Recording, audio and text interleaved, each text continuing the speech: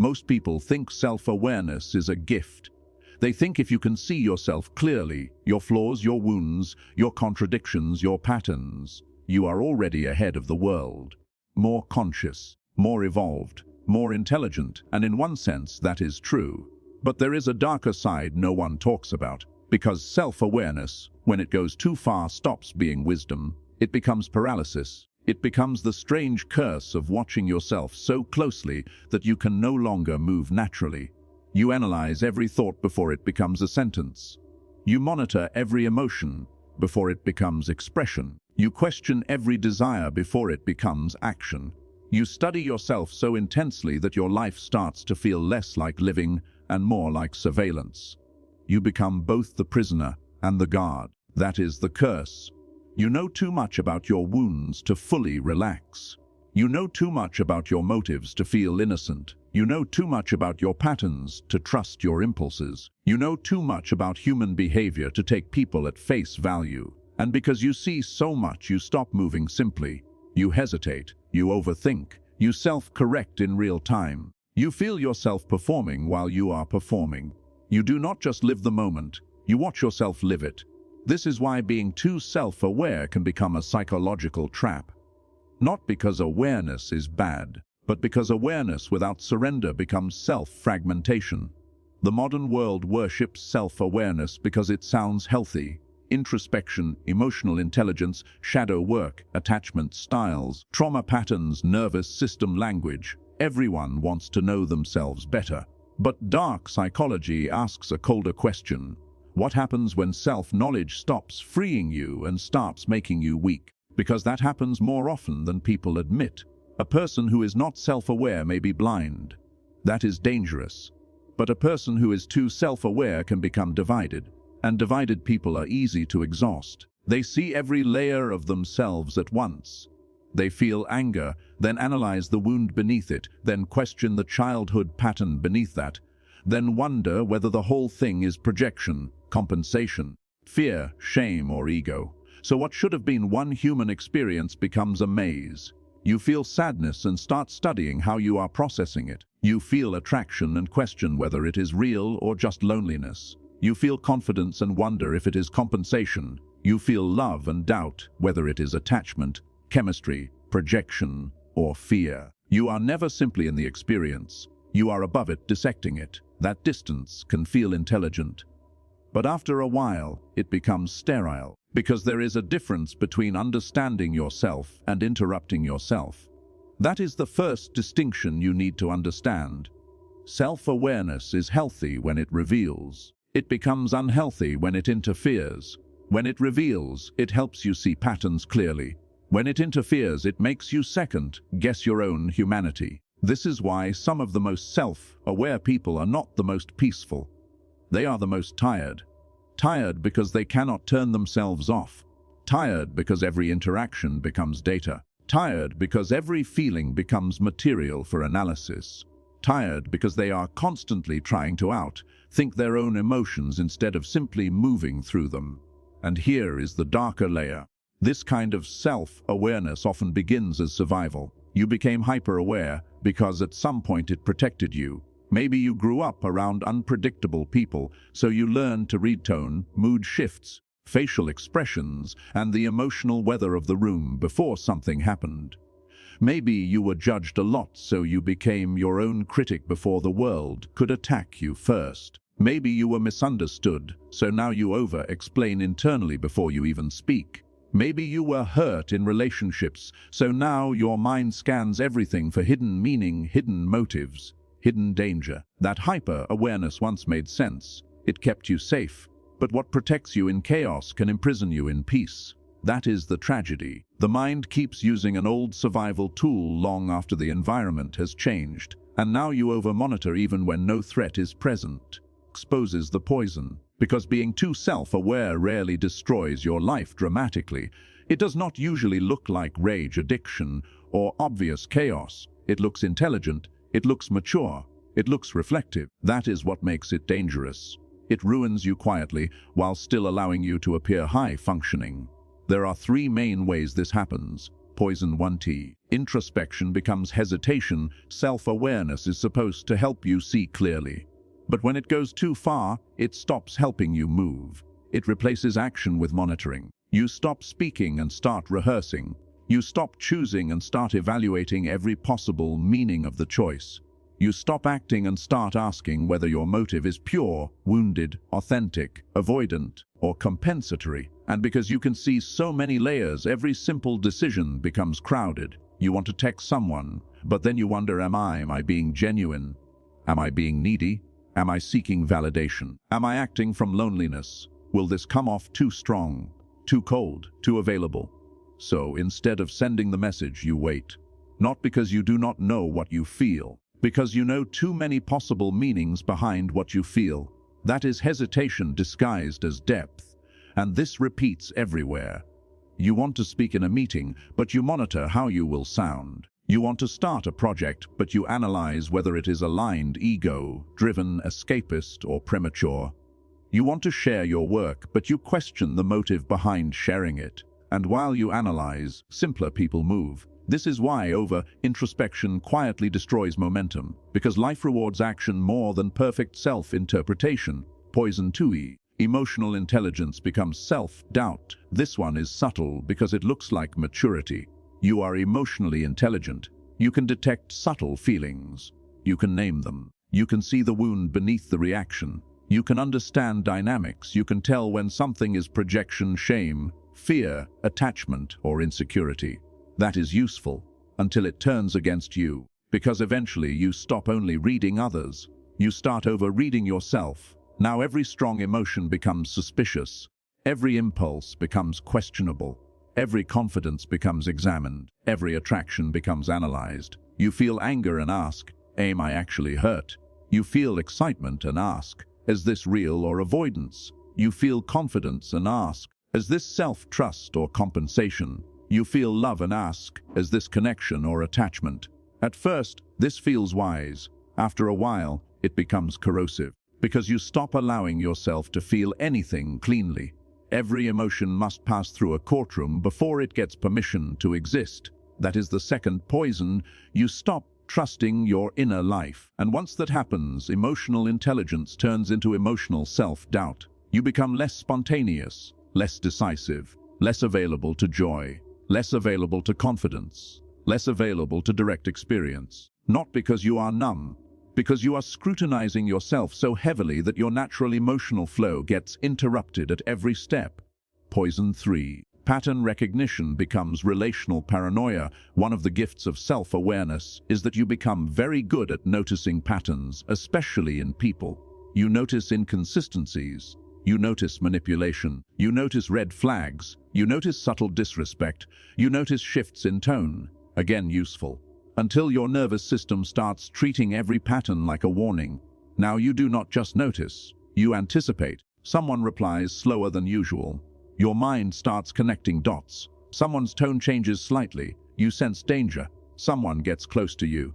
You ask what they want. This is what happens when pattern recognition leaves the mind and enters the nervous system. It stops being insight. It becomes relational paranoia, not because you are irrational, because your mind has learned that noticing danger early feels safer than being surprised later, and that probably began as protection. But what once protected you now makes peace difficult. You do not meet people freshly. You meet them through memory, through old patterns, through pre-loaded caution, and that makes connection almost impossible to experience cleanly. The hidden result of all three poisons is this: introspection slows action. Self-analysis weakens emotional trust. Pattern recognition destabilizes relationships. So even though you are deeply aware, you become less free. Titled The Curse of Being Too Self-Aware, Dark Psychology, the solution is not to become less intelligent. It is to stop using intelligence against yourself. Because that is what excessive self-awareness becomes after a certain point: self-surveillance. A constant internal monitoring system that makes spontaneity feel dangerous and certainty feel suspicious. So the real goal is not less awareness. It is cleaner awareness, awareness that sees without interrupting, awareness that notices without suffocating, awareness that guides action instead of replacing action. And to do that, you need to understand one of the most important distinctions in this entire subject. Intuition and hypervigilance are not the same thing. They can feel similar. Both arrive quickly. Both seem like insight. Both can create the sense that something is off. But they are not equal. Intuition is quiet. It does not beg. It does not spiral. It does not need 10 extra arguments to prove itself. It simply notices. Hypervigilance is noisy. It keeps scanning. It builds stories. It pulls in old wounds. It makes the body tight. It wants certainty right now. Intuition says, this does not feel right. Hypervigilance says, this does not feel right, and here are 12 possible reasons, all of which may end in betrayal, humiliation, abandonment, or regret. That is the difference. One is signal. The other is signal contaminated by fear memory. And if you do not learn to separate them, you will call anxiety wisdom for the rest of your life. That is one of the darkest traps of excessive self-awareness. Because once you become good at reading people and patterns, it becomes very easy to trust your interpretations. You begin to assume every discomfort is insight, every hesitation is intuition, every tension is truth. But sometimes tension is just tension. Sometimes your body is reacting to the past, not the present. So the correction is simple, but not easy. Slow your interpretation. You do not need to trust everything immediately, but you also do not need to assign deep meaning to everything immediately. Let things reveal themselves. Stop trying to fully understand yourself before you act. This is where many highly self-aware people freeze. They believe action should come after full clarity, after they fully understand the motive, after they fully understand the wound, after they fully understand whether the impulse is authentic, avoidant, ego-driven, or trauma-driven. But life does not work that way. Clarity often comes after movement. You do not understand confidence by thinking about it forever. You understand it by acting and seeing what remains. You do not understand love by dissecting it endlessly. You understand it by relating carefully and observing what becomes real. You do not understand purpose by theorizing forever. You understand it by building, failing, adjusting, and continuing. This is why excessive self-awareness can become weakness disguised as intelligence, because the world belongs in part to people who can act under partial uncertainty. Not reckless people, not blind people, but people who do not need perfect internal certainty before they move. So here is a sentence you need to remember. You are allowed to act before you have explained yourself perfectly to yourself. That matters.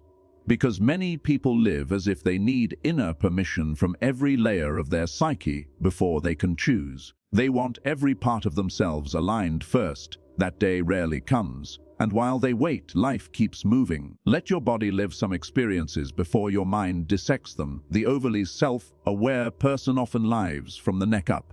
You become conceptual. You become observational. You become safe but disconnected. The body experiences life differently than the mind.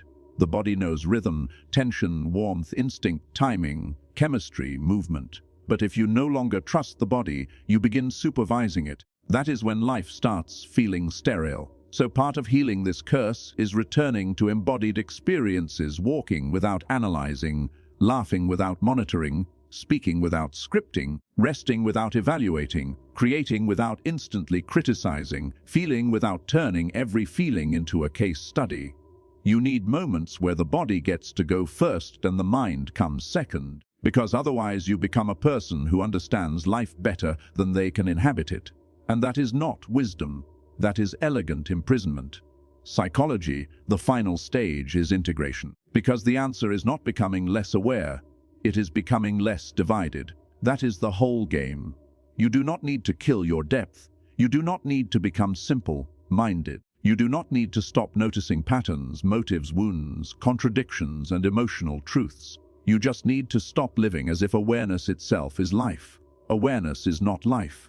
Awareness is a lens. Life is what happens through the lens. And when you forget that, peace becomes another performance. You start trying to process correctly, feel correctly, respond correctly, heal correctly. Even your calm becomes monitored. That is how self-awareness becomes self-oppression. The overly self-aware person often does not suffer because they feel too little. They suffer because they are too present in their own mind and not present enough in their own life. They are always checking, am I reacting well? Am I being authentic? Am I avoiding? Am I projecting? Am I self-abandoning? Am I compensating? And the more they check, the less natural they become. This is why some of the deepest people seem strangely disconnected from joy. Not because they cannot feel joy, but because they are evaluating themselves while joy is happening. They cannot simply laugh. They notice themselves laughing. They cannot simply speak.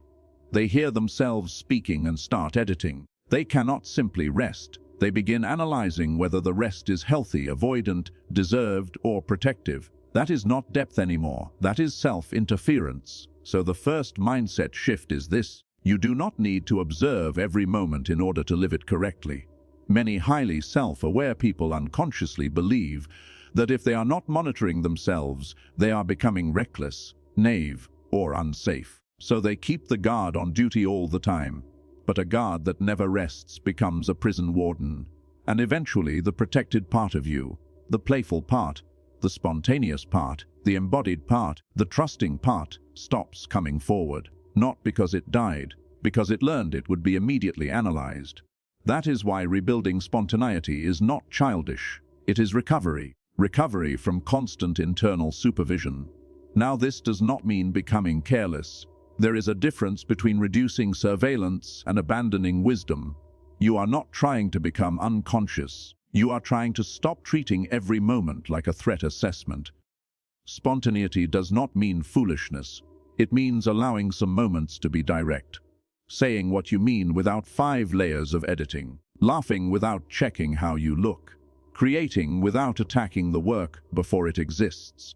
Resting without turning it into a diagnosis. Feeling without forcing the feeling into language immediately. These moments matter because they retrain your nervous system. They teach your body that not everything needs inspection. Not everything needs distance. Not everything needs defense. That is how freedom returns. And here is the real sign of healing: you become lighter, not just wiser. A lot of people become more insightful but not more alive. That is not full healing. If your growth only makes you more accurate, but not freer, more perceptive, but not warmer, more intelligent, but not more at ease, then something is missing. Because real maturity should eventually reduce friction. It should make life more inhabitable. You should be able to breathe more easily, choose more clearly, connect more simply, and recover more quickly. So here is the practical rhythm that turns self-awareness back into strength. 1. Notice clearly.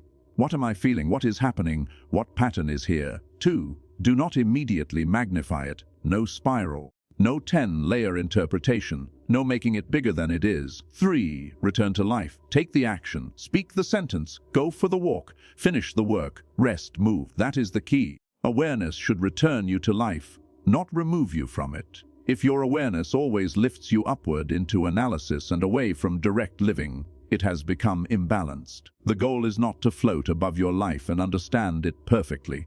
The goal is to inhabit it more intelligently. So here is the final truth: know yourself deeply. But do not watch yourself so hard that you disappear from your own life. You are not here to become the perfect analyst of your humanity. You are here to live it, to move, to choose, to speak, to love, to fail, to recover, to feel without turning every feeling into a courtroom. The curse of being too self-aware ends the moment awareness stops being your cage and becomes your compass again. A compass points. It does not imprison. That is the shift. From surveillance to guidance, from hesitation to movement, from self-monitoring to self-trust. And once that shift happens, self-awareness becomes what it was always meant to be, not a burden,